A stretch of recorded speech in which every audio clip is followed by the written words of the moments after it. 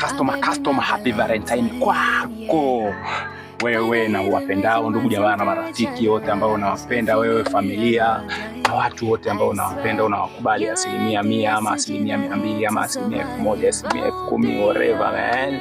Happy Valentine kwako wewe customer.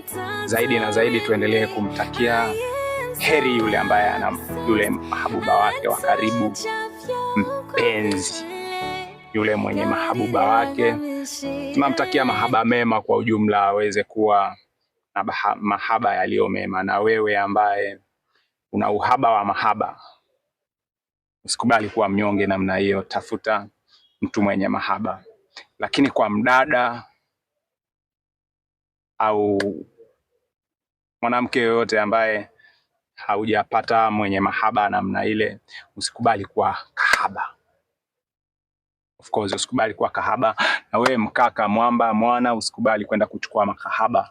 Tafuta tu mtu mwenye mahaba yake nini vizuri, mkapendana, mkapata mahaba namna hiyo. Kama yani usikubali kuwa mnyonge, yani kuwa tu namna hii kama unapata baby kama hivi. Unaona, unakuwa Valentine kwako, na Valentine inaenda standard na smart zaidi. Happy Valentine Day kwako customer. This is Waksasa na hapa ni Gwanzo. Mwah.